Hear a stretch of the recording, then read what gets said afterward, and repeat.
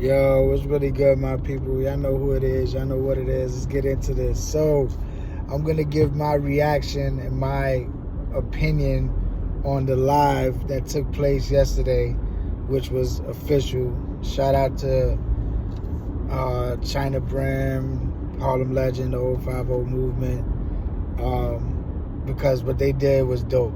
They got 1090 Jake up there, and Hassan Campbell and a couple other people, but it was really an issue between Hassan Campbell and 1090 Jake. The whole interview started with 1090 Jake up there explaining and whatever, and I don't really watch his stuff, but hearing him and hearing what he went through and whatever, I built a little bit of respect for him, and he seems like a real person. In gang culture and in hip hop culture and gang culture in the hood period, white people are always viewed as they're pussy or whatever, and they always have to go the extra mile to prove their worth. And I'm sure that he had to do that, being that he's in a gang or whatever. That being said, he sounds like a real genuine person. He sounds like he does what he does, he says what he says, and he stands on what he does and say, and I can respect that. But here goes Hassan Campbell. Now, Hassan Campbell had a problem with him, and he dropped a video, and he did a whole live talking about, 1090 Jake this, 1090 Jake that, and so they pulled him up there, and you can just tell that Hassan Campbell just hates on this dude, for one, because he's white. Not only is he white, he's white and he does what Hassan does, but only better. He has double the amount of subscribers, and that just irks him to the core. Because Hassan started coming at him with all type of historical shit that it doesn't have nothing to do with the matter at hand. He starts talking about slavery and all this shit, which really doesn't have nothing to do with what was going on between him and 1090 Jake. Now, 1090 Jake was just up there speaking the truth. He was up there.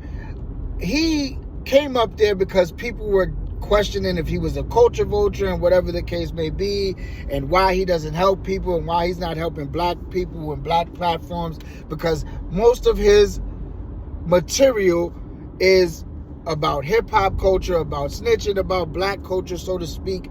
And being that he's a white boy, they feel that he should be paying homage. But like he said, nobody knows what the fuck he's doing behind the scenes, and he really doesn't owe anybody an explanation on that. So I felt him on that. Nobody knows what he's doing. And he doesn't really have to go and prove anything to anybody. The people that know, and the people that don't, they can assume and talk shit for all they want. I respect that, because that's how I live my life too. I don't care. Nobody has to know what I'm doing or know what I've done or know what I've been through. That's why I'm not up here talking about war stories and all this other shit and what I've done in the street and what I've done, because that shit is irrelevant. And it doesn't need to be like, I don't need to put that out there. That's not gonna, it's not for everybody. It is what it is. It's happened in my life, and I've lived through it. And if you believe me, you believe me. And if you don't, I don't care anyway. But Hassan Campbell is bitter. And like I said, the only reason he's bitter is because 1090 Jake has more followers than him, more subscribers than him, probably making more money than him, and he's accepted in the hood. Hassan Campbell can't even go to his own hood. He can't. It's been documented. Like 1090 Jake said, and I've done it. I've done several videos on this too. Hassan Campbell goes and pulls up to his hood when there is nobody out there. On a cold Sunday night or whatever, he'll pull up there and nobody will be out there, and he'll be out there screaming and talking reckless and all this shit. He's not pulling up on this Friday afternoon, a Friday night, a Saturday night when it's lit and everybody out there. He is not welcome in his hood. What makes him mad is that 1090 Jake came to New York from Florida, and he's tapped in with real ones. And they took him to Albany Projects, and he's been all around the city, and he could do what he wants. He moves around the way he wants to move around. Hassan Campbell can't do that. He can't even go to his own hood and do that. He cannot go to his hood on a Friday night and go live and fucking, and have everybody showing him love. No, that's a no-fly zone for him. He knows that.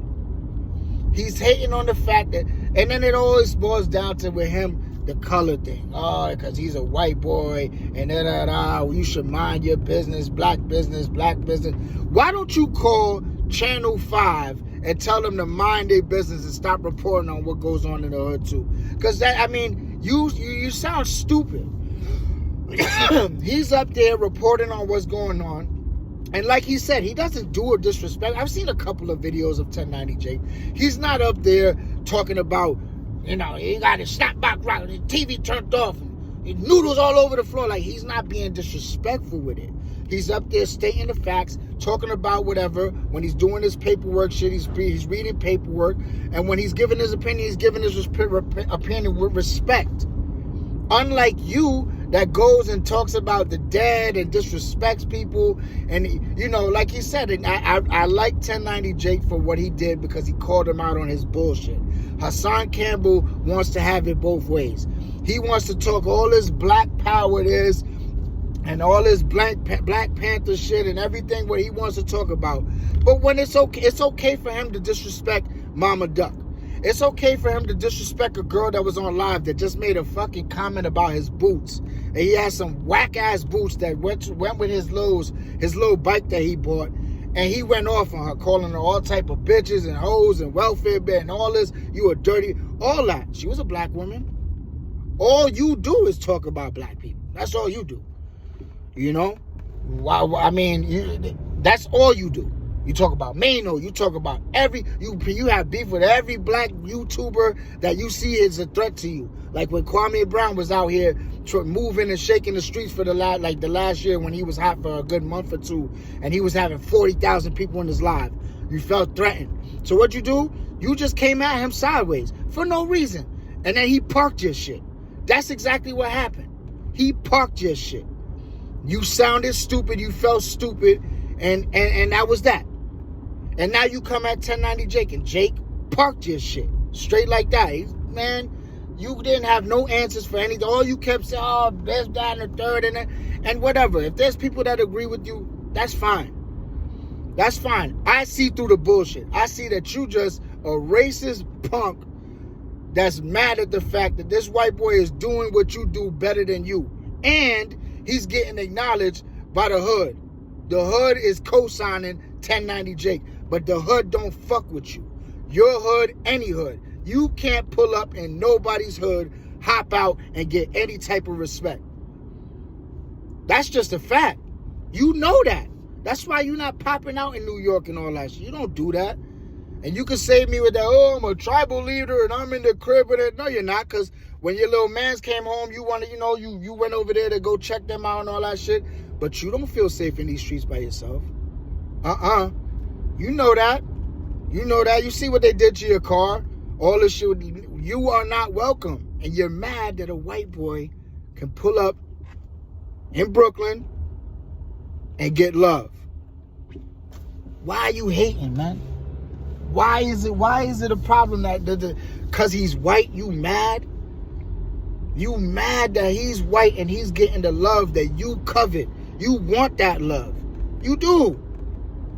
But you ain't got it. You know why? Because you're disrespectful when you're a clown.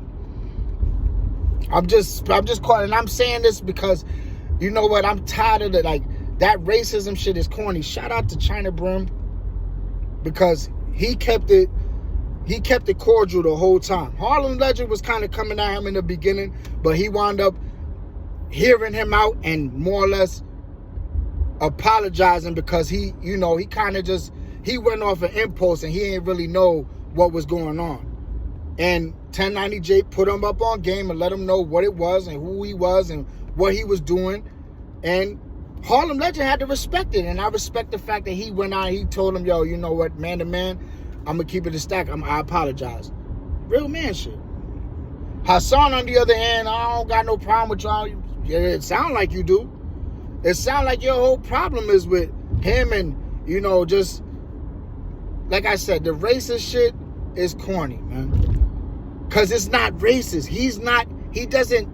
He don't give a shit about the race. What he cares about is that 1090 Jake has more subs than him. And 1090 Jake pulled up in the hood and got embraced and loved by real ones, which is more than Hassan Campbell could say. Hassan Campbell cannot even go to his own hood and feel comfortable. He cannot do that. He cannot kick his feet up in his projects and just, walk through the whole thing and get love and all. He can't do that. He knows that because he's a clown. Ain't nothing worse than when you can't go home. See, that's the thing about it. That's the thing about being from wherever you're from.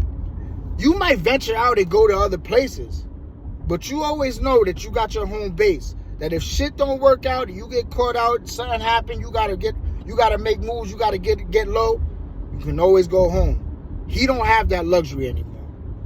Anyway, this one ran long, but like I said, that was a dope live. I respect 1090 Jake for what he did. He went up there, he cleared the air, and that's that. Much love and respect to all my supporters, and until the next time, peace.